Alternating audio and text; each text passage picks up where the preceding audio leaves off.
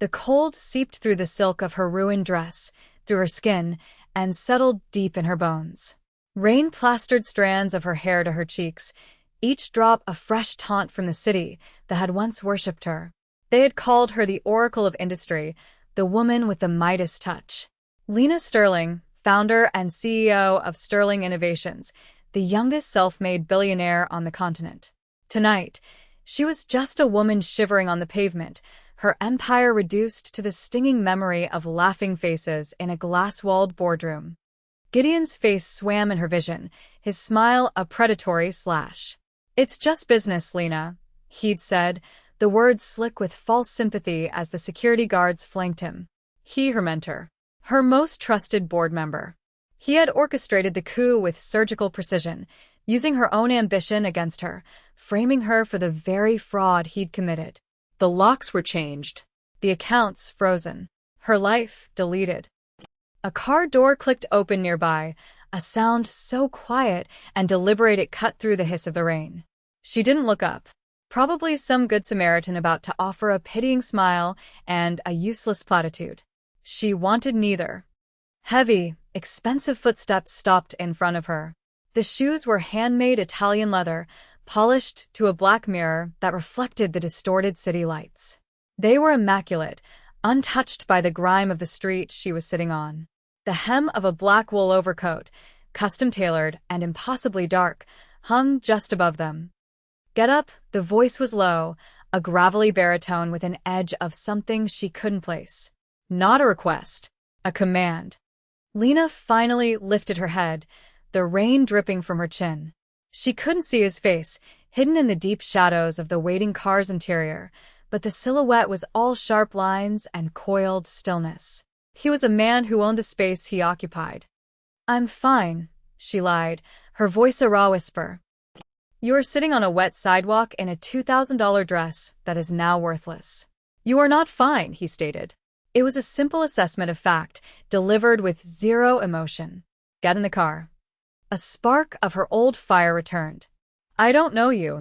"My name is Min," he said, as if that should mean something. "And you are Lena Sterling. You have been publicly executed by your board. Now, for the last time, get in my car." That was the moment the cold in her bones turned to ice. He knew her name. Not just the public figure, but the woman sitting broken on the curb. How? The question was a sharp, cold prick of fear that was more potent than the rain. She pushed herself to her feet, her body stiff and protesting. The world tilted for a second, a dizzying spiral of streetlights and shame. A hand shot out, steadying her by the elbow. It wasn't gentle. It was firm, possessive, the grip of a man accustomed to taking what he wanted. His fingers were long, the skin warm against her cold, damp arm. The touch was brief, professional, yet it sent a jolt through her system. She looked from his hand to the open door of the black BMW. The interior was a cavern of black leather and polished chrome, smelling faintly of cedar, and something else, something metallic and clean. Survival instinct warred with pride. Pride had gotten her a seat on the pavement. Survival was offering a leather one. Without another word, she slid into the car. The door closed with a heavy, final thud, sealing them in a world of profound silence. The city's noise vanished. The rain became a silent film playing on the tinted windows. He moved around the car and got into the driver's seat. He didn't look at her. He simply drove, his hands sure and steady on the wheel, navigating the rain-slicked streets of the financial district with an unnerving calm. She watched his profile, carved from granite and shadow. A strong jaw, a straight nose, eyes that were fixed forward, reflecting the neon glow of the city. He wore a simple, brutally expensive watch on his wrist. No other jewelry. Everything about him screamed discipline and control. "Where are you taking me?" she asked, her voice steadier now. "Somewhere you will be safe," he answered, his gaze never leaving the road. "Safe from what?"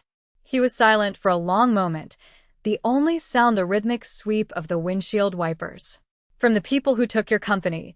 He finally turned his head, and for the first time, she saw his eyes. They were dark, intelligent, and completely unreadable. They are not finished with you. That was the hook.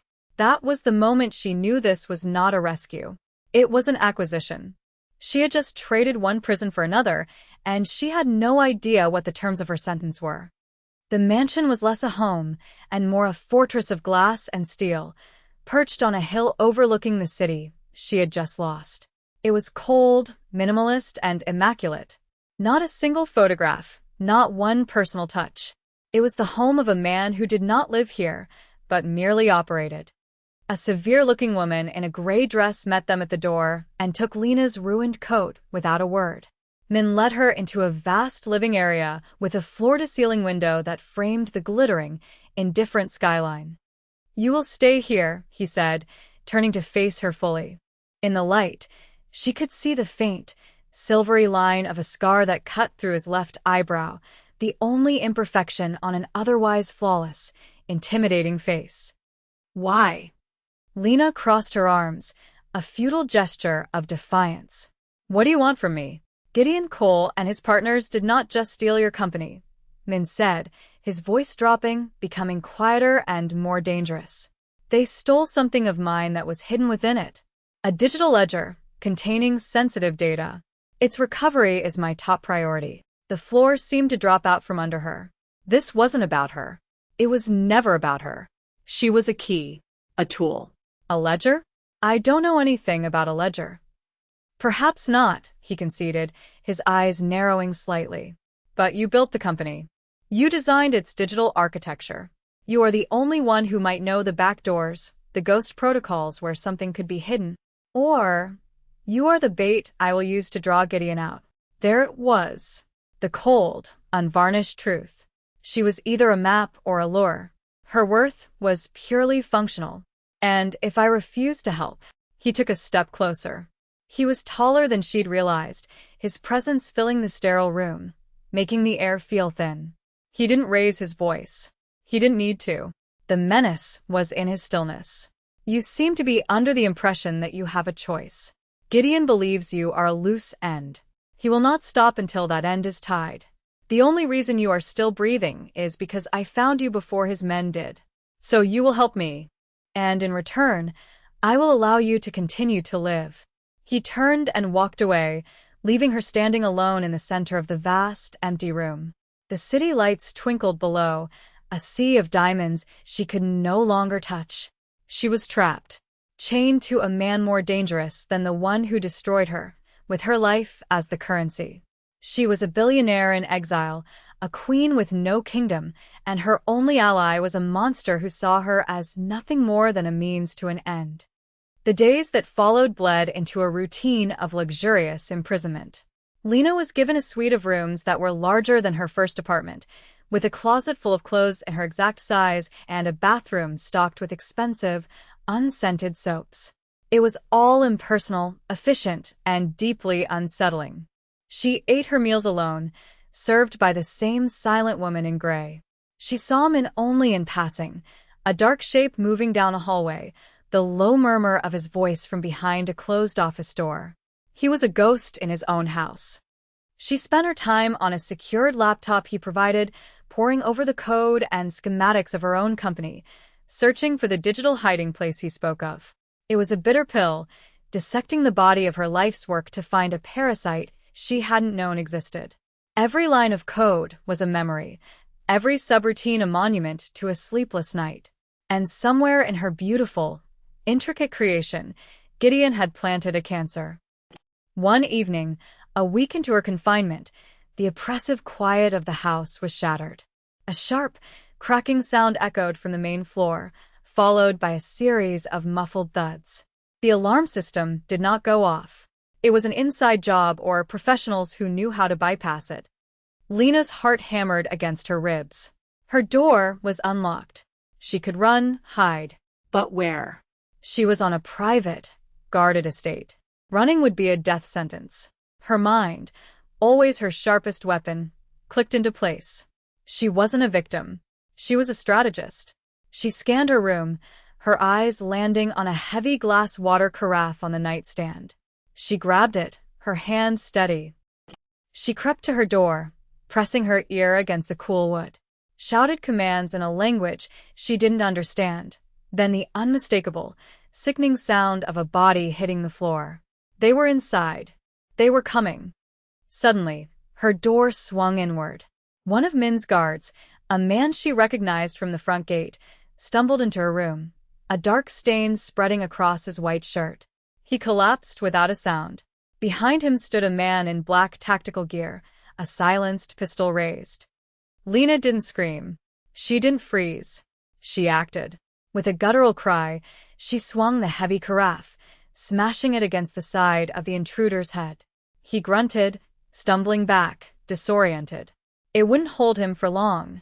She turned to run, but another man was already in the doorway, blocking her path. She was trapped. Then, a blur of motion. Min appeared behind the second man, moving with a silent, lethal grace that was terrifying to behold. It wasn't a fight, it was a disassembly. A precise strike to the throat, a twist of the arm, a sharp, final crack. The man crumpled. The first intruder, shaking his head clear, raised his pistol toward Lena. Min crossed the room in 2 strides. He didn't bother with the gun. He moved inside the man's guard, his hand a blade that struck the man's wrist, sending the weapon clattering to the floor. The follow-up was too fast to see. The intruder choked, his eyes wide with surprise, before slumping to the ground. Silence descended, thick and heavy, smelling of gunpowder and blood. Min stood in the center of the room, breathing evenly, not a hair out of place on his head. He was dressed in a simple black t-shirt and pants, and there was a shallow gash on his forearm, leaking a thin line of crimson. He looked at the bodies, then at her. His dark eyes swept over her, checking for injuries, his expression unreadable. He took a step towards her. Lena didn't flinch. She stood her ground, her chest rising and falling rapidly, the adrenaline singing in her veins. He stopped in front of her, his gaze dropping to the shattered remains of the glass carafe in her hand. "You should have hidden," he said, his voice quiet. "There was nowhere to go," she replied, her own voice tight. "My only option was to fight." His eyes met hers, and for the first time, she saw something flicker in their depths. Not admiration. Something closer to recognition. He reached out and gently took the jagged piece of glass from her hand before she could cut herself. His fingers brushed against hers. A brief, warm contact that sent an electric charge up her arm. He looked at the gash on his own arm, a clean cut from a knife she hadn't even seen. "Come," he said, turning not towards the door, but towards a panel in the wall she'd never noticed before. He pressed a spot, and the panel slid open, revealing a dark, narrow staircase. "We are not safe here." He led her down into a bunker, a sterile white room lined with monitors and medical supplies. He sat on a metal stool, gesturing to a first aid kit on the counter. "Clean it," he ordered. She hesitated for a beat, then opened the kit. Her hands were shaking slightly now that the danger had passed. She took out the antiseptic and a sterile cloth, her movements practiced and efficient. As she dabbed at the cut on his arm, she was aware of his stillness, of the heat radiating from his skin. He watched her, his gaze intense, tracking the movement of her hands. "They knew which room was mine," she said, her voice low. "This wasn't a random assault on your house. They came for me." "I know. Gideon sent them." "Yes." She finished cleaning the wound and began to wrap it with a bandage. His arm was corded with muscle, the skin covered in a faint roadmap of older, paler scars. This was a man whose life was written in violence. "Why?" she asked, looking up at him, her hands still on his arm. "Why go to all this trouble? A ledger can be replaced. There are other ways to get to Gideon." He was silent for a long time, his eyes searching hers. The silence between them was not empty. It was filled with the things he was not saying. "The woman who was killed," he finally said, his voice rough, as if the words were being torn from him. "The one whose death is detailed in that ledger. She was my sister." His wound. The one vulnerability he carried. It wasn't business. It was blood. He wasn't just a cold, calculating monster. He was a brother seeking vengeance for a woman he had failed to protect. In that moment, seeing the raw, unguarded pain that flashed in his eyes before the mask slammed back down. Everything shifted. She could have used the attack, the chaos, as a chance to escape. But she had stayed. She had fought. And now, she was tending his wounds, listening to his secrets. She had made a deliberate choice to stay, and she knew, with a terrifying certainty, that she couldn't go back. The attack changed the air in the house. The quiet stillness was replaced by a tense, humming energy. More guards patrolled the grounds, their presence a constant reminder of the invisible war they were fighting. Min kept her close. She was no longer confined to her suite.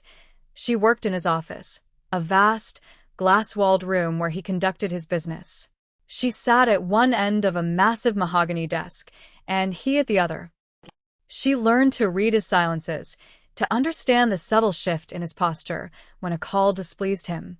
She watched him command his empire with a few quiet words, his authority absolute and unquestioned. He moved through his world of violence and secrets like it was a language he was born speaking. And through it all, he watched her. She would look up from her laptop and find his dark eyes on her, his expression a careful blank she was slowly learning to decipher.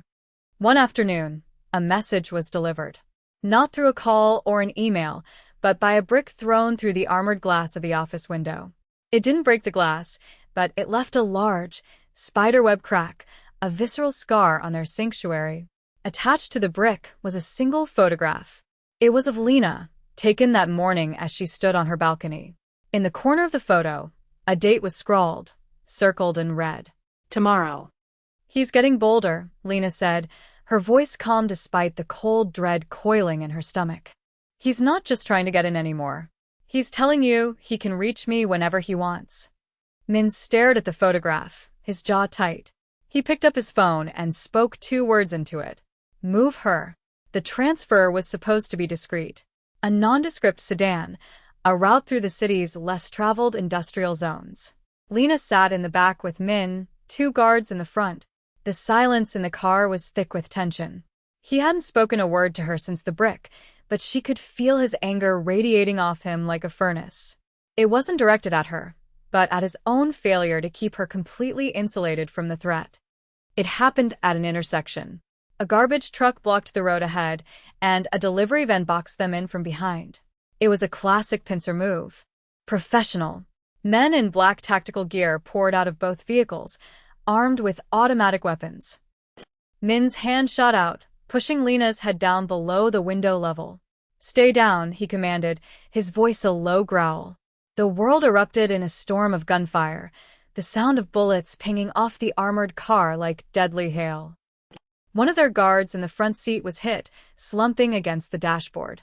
The other returned fire, his shots methodical. Min drew his own weapon, a sleek, black pistol that seemed like an extension of his hand. He fired through the windshield, each shot precise, economical. Lena's mind raced. They were pinned, outnumbered. They needed a new variable. Her eyes darted around the car's interior. On the floor, near the dead guard's foot, lay his phone, the screen cracked but lit. An idea, reckless and dangerous, sparked in her mind. While Min was focused on the firefight to his left, she crawled over the center console, ignoring the flying glass. She snatched the phone. One of Gideon's men was taking cover behind a concrete pillar nearby, shouting orders into his own phone. She saw his screen. He was texting his backup. With trembling fingers, Lena opened the dead guard's messaging app. She found the contact for Min's lieutenant, a man named Jean. She typed a quick, desperate message. Trap at 4th and Industrial. They're calling for backup. Lure them east to the warehouse district. We are heading west. It was a lie. A gamble. But it might split their forces. She hit send. That's when she did something she would never be able to uncross. The soldier behind the pillar was momentarily distracted. Lena saw a discarded piece of rebar on the car floor.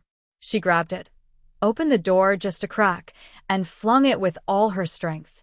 It clattered against a stack of metal barrels 20 feet away. The soldier instinctively turned toward the sound, and in that split second, Min's gun cracked once. The soldier fell. She had created a diversion. She had actively participated. The line between victim and combatant had just been irrevocably blurred. The remaining assassins, their leader gone, faltered. That was the opening Min's driver needed. He slammed the car in reverse, ramming the van behind them, then wrenched the wheel, speeding down a narrow alleyway. They escaped.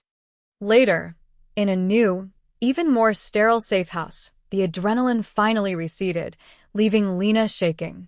Min stood by the window, his back to her. Jean had called. Her gamble had worked. The backup team had been lured into an ambush. "You should have stayed down," Min said, his voice flat. "You would be dead if I had," she shot back, her fear turning to anger. "They would have overwhelmed you." He turned around slowly. His face was a mask of cold fury, but his eyes held something else. Something raw. "He almost had you. I almost lost you." The admission was stark, stripped of any softness. It was a confession of tactical failure, but it felt like so much more. "You don't get to be angry with me for surviving," she said, her voice shaking. "You dragged me into this world. Don't be surprised when I learn how to live in it." He crossed the room until he was standing directly in front of her, so close she could feel the heat from his body. He looked down at her, his dark eyes intense. "You think this is living?" "It's breathing," she countered. "Which is more than Gideon wants for me." That's when the news broke. A trusted contact sent Min a link to an article from a major financial journal. Gideon had leaked a story, complete with fabricated documents, pinning the entire Sterling Innovations fraud on Lena. He was systematically destroying her legacy, salting the earth of her old life, so that nothing could ever grow there again. He wasn't just trying to kill her body, he was murdering her name, her last remaining asset. She looked from a screen to Min's face. The war was no longer his alone. It was hers now, too, and she would not lose. The rage that settled in Lena was a cold, quiet thing. It was the rage of a creator watching her creation be defiled. Gideon hadn't just stolen her company. He was trying to erase her, to rewrite history with her as the villain. She would not allow it. "He has an ego," she said to Min, the words falling like ice chips into the silence of the safe house. "Gideon needs to be seen as the victor. He needs to gloat." Min watched her, his expression guarded. "What are you proposing?" "He thinks I'm broken. A terrified woman in hiding. He won't be able to resist the chance to see it for himself." She held up the burner phone she'd taken from the dead soldier during the ambush. "I'm going to contact him.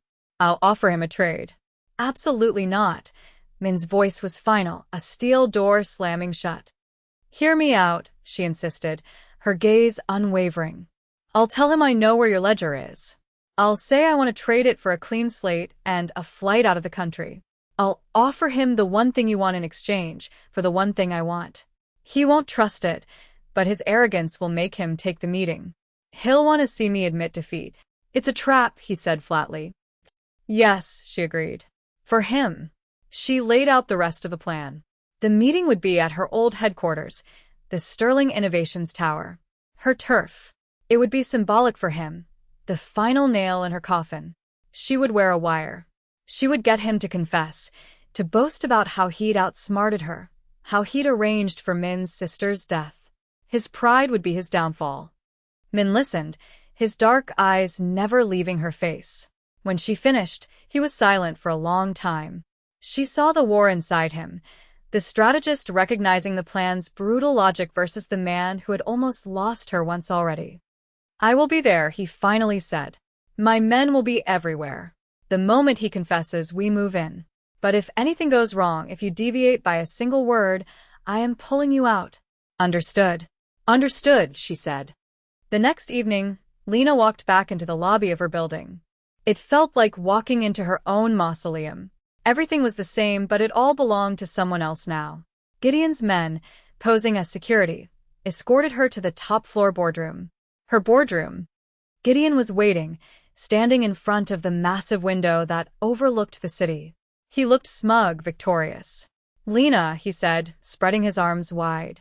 "I knew you'd see reason." "Cut the theatrics, Gideon," she said, her voice steady. She walked to the head of the table, to the chair that had been hers, but she didn't sit. She remained standing, claiming the position of power. You get the ledger's location. I get a signed confession from your inside man that exonerates me, and a private jet to a non-extradition country. He laughed, a rich, condescending sound. You're in no position to make demands. But I am a sentimental man. Tell me where it is. First, tell me why, she said, her voice dropping, becoming intimate, conspiratorial. You had everything. Why risk it all? Why go after his sister? Gideon's eyes lit up. This was what he wanted. To tell the story. To prove how clever he'd been. Risk, he scoffed. There was no risk. The girl was a problem. She worked in accounting. Too smart, too curious. She found the shell corporations I was using to siphon funds. Funds I needed to stage my little coup, he smiled. Her brother, your new friend, he's a ghost. Untouchable. But she was very, very touchable. Getting rid of her was just good business. He took a step closer to her. And you, Lena, you were the perfect cover. The brilliant, tragic prodigy who flew too close to the sun. It's a beautiful story. And the ledger? She prompted softly. A digital ghost. My one mistake. But now you're going to fix that for me. That's all I needed to hear, she said. That was the signal. The boardroom doors burst open. Min's men, led by Jean, flooded the room, swift and silent. Gideon's guards were neutralized before they could even draw their weapons. Gideon's face went from smug to horrified in a split second. He grabbed a letter opener from the desk and lunged for Lena, pulling her in front of him as a human shield. Stay back, he screamed, pressing the sharp point to her throat. Min entered the room last. He didn't look at his men or at Gideon. His eyes were locked on Lena, a black fire burning in their depths. Let her go, Cole, Min said, his voice dangerously calm. Or you'll what? Shoot through her? Gideon sneered, his panic making him reckless. Lena met Min's gaze over Gideon's shoulder. She saw the calculation there, the cold assessment of risk. She would not be a pawn in this. She would not be rescued passively. She drove her heel back, hard, into Gideon's instep. He roared in pain, his grip loosening for a fraction of a second. It was all the opening she needed. She slammed her head back into his nose with a sickening crunch. He staggered, releasing her. In that moment of chaos, one of Gideon's men, wounded but not out, raised his gun from the floor. He fired. Lena saw the flash, saw Min moving toward her. She acted on pure instinct, shoving him to the side as a searing, white-hot pain exploded in her shoulder. She crumpled to the floor, the sounds of the room fading into a dull roar. The last thing she saw before she blacked out was Min standing over Gideon. There was no mercy in his face, only judgment. When she woke, the world was white and smelled of antiseptic. Her shoulder was a universe of dull, throbbing pain. Min was sitting in a chair by her bed, his dark suit immaculate, a stark contrast to the sterile hospital room. He looked as if he hadn't slept. You're awake, he said. It wasn't a question. Gideon, she whispered, her throat dry. He is no longer a problem. The finality in his tone left no room for questions. A cost had been paid. He stood and walked to her bedside. He looked down at her, at the bandages on her shoulder. He had saved her life, but only after she had saved his. The debt was balanced. He reached out, his fingers gently brushing a stray strand of hair from her forehead. It was the most tender gesture she had ever seen from him. The doctor said the bullet missed everything important. His voice was low, laced with a rough, unfamiliar emotion. They were wrong. It hit the only thing that was. It was not a declaration of love. It was a statement of fact. A confession of value. In his world, they were the same thing. He looked at her, truly looked at her, and she saw it then. The acknowledgement. The claim. She was no longer just an asset or a liability. You are my territory now, Lena, he said, his voice a possessive murmur that sent a shiver through her that had nothing to do with the pain. No one touches what is mine. Weeks later, the bandages were gone, leaving behind a puckered, angry scar on her shoulder. A permanent remandé. She stood on the balcony of his mansion, not as a prisoner, but as a resident. The city glittered below, no longer a symbol of what she had lost, but a landscape of possibility. Min came to stand beside her, a silent, powerful presence. He didn't touch her, but she was aware of every inch of him. He placed a new phone in her hand. It was sleek, black, and untraceable. On the screen was a single icon, a newly registered corporation. Her name was listed as the sole proprietor. Below, it was a bank account with a starting balance that had 9 zeros. He had given her back a kingdom, not her old one, but a new one, built on his foundation of shadows and steel. The choice was hers to make, to walk away, to try and rebuild her old life, or to stay, to embrace this new, dangerous world she had survived, to rule a different kind of empire. She didn't look at the phone. She turned and looked at him, at the scar that cut through his eyebrow, at the unreadable depths of his dark eyes. She saw the monster, the killer, the king. And she saw the man who had called her the only important thing in his world. She didn't say a word. She simply leaned in and, for the first time, rested her head against his chest. She felt his arm come around her, a firm, possessive weight that was not a cage, but an anchor. She had made her choice. This was her throne now,